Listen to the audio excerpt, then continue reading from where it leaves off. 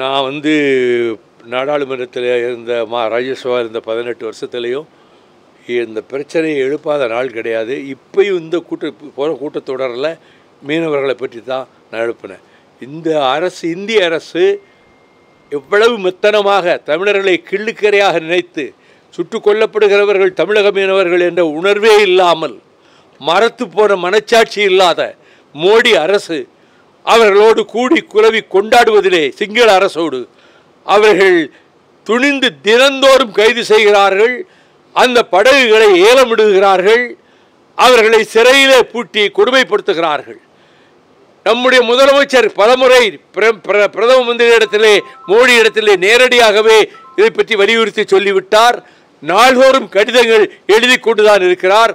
ஆனால் அங்கே இருக்கிற அரசு இந்த தமிழர்களை இந்திய குடிமக்களாகவே நினைக்கவில்லை மோடி அரசு என்று மோடி அரசை நான் குற்றம் சாட்டுகிறேன். ஒரு சுண்டைக்காய் நாடு, ஒரு மாநில காவல்துறைக்கு கூட ஈடு கொடுக்க முடியாத ஒரு இராணுவத்தை வைத்துக்கொண்டு 7 நாடுகளின் இராணுவ உதவி கொண்டு அவர்கள் தமிழ் இனத்தை அழிப்பதற்காக ஒரு இனப்படுகொலையை செய்து முடித்தார்கள். இப்பொழுது தமிழக மீனவர்களையும் அவர்கள் கைது செய்வது, சிறையில் அடைப்பது, கோடிக்கணக்கிலே அபராதம் விதிப்பது என்ற ஒரு கொடிய செயலை செய்து கொண்டிருக்கிற போது மத்திய அரசுக்கு மனச்சாட்சியும் இல்லை. தமிழர்களை பொறுத்தமட்டிலே அவர்கள் உதாசீனப்படுத்துகின்ற, ஓரவஞ்சகம் செய்கின்ற அநீதியை, அக்கிரமத்தை மோடி அரசு செய்து கொண்டிருப்பதற்கு என்னுடைய கண்டனத்தை நான் மீண்டும் பலமாக தெரிவித்துக் கொள்கிறேன். டெல்லி மாநிலத்தில் பாஜக பெற்ற வெற்றி எப்படி பார்க்குறீங்க? இந்தியா கூட்டணியுடைய ஒற்றுமை இல்லாததான் வெற்றி. அவர்கள் ஆம் ஆத்மி கட்சியோடு காங்கிரஸ் கட்சி ஒரு உடன்பாடு செய்திருந்தால் இந்த தேர்தல் முடிவே வேறு விதமாக இருந்திருக்கும். ஆம் ஆத்மி கட்சி மீண்டும் ஆட்சிக்கு வந்திருக்கும், காங்கிரஸுக்கும் இடங்கள் கிடைத்திருக்கும். இந்த ஒற்றுமை இல்லாமல் பிரிந்து போனதன் விளைவாகத்தான் பிஜேபி இத்தனை இடங்களிலே ஜெயிக்க முடிந்தது. எல்லாம் 1000 ஓட்டு 500 ஓட்டு வித்தியாசத்திலே.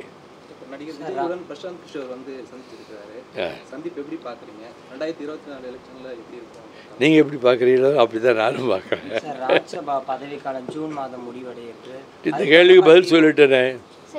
அது தொடர்பாக திமுகவுக்கு என்ன இது வச்சு நான் ஒன்றும் கோரிக்கை ஒன்றும் வைக்கல, நீங்களாக கேட்டுக்கிட்டு இருக்கீங்க.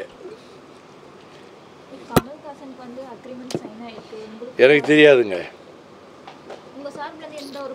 எனக்கு தெரியாதுன்ட்டு கோரிக்கை வைக்கலன்ட்டு திரும்ப திரும்ப அதையே கேட்டு என்ன பயன்?